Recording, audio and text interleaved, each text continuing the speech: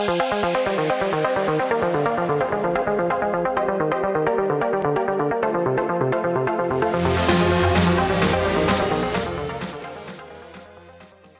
are the things you hear the most from your investors in regards to investing into minerals, investing with desert, et cetera? I think that the timing of raising this fund was really helpful to raise the money quickly, because we didn't actually launch a funding effort until early March of this year, and by the middle of April, we had $125 million of commitments that we could have had more had we not cut it off. And it really spoke to these investors that the high net worth families. There's not a lot of confidence to put it into the stock market right now. They love the natural hedge on inflation by having a real asset and putting it into the ground. I think they like our patient approach to where we don't feel the pressure to put a bunch of capital to work right now, even though we have it on standby. We'll be patient and we'll wait for the right deals. And I think that resonated a lot with these families. The other thing unique to this fund that we haven't done in other funds is, and it's too complicated really to go into the details on a podcast, but there's mechanisms in the fund that allow us to tailor our structure unique to the exact asset that we're looking to buy.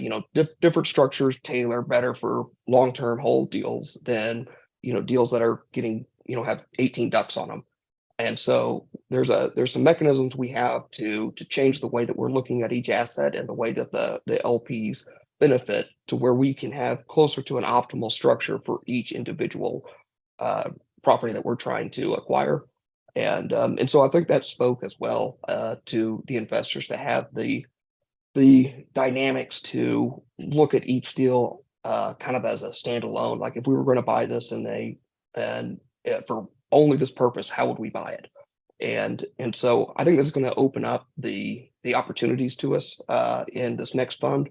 Historically, we have been not the best buyer of really large PDP deals or marketed deals, but in this new fund, I think we removed some hurdles to where that will be something that we'll be looking at, where previously we really shouldn't have been the buyer of those assets.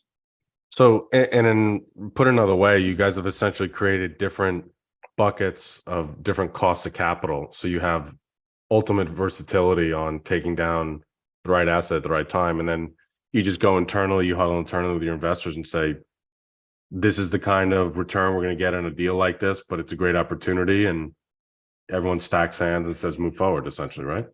Yeah, our main objective is to deliver great deals to the LPs. And if we can do that consistently, then we think that we'll be fine on the GP side. And so even though there's different structures benefit the GP in different ways, our primary objective is just to deliver the best deal we possibly can to our LPs. And we think the GP will take care of itself. But another reason we care so much about the LPs is we are one of the largest LPs in our own fund. I think we're the third largest LP as a company collectively. And so this is our avenue to good mineral deals, is our LP exposure. And so we are aligned on that aspect.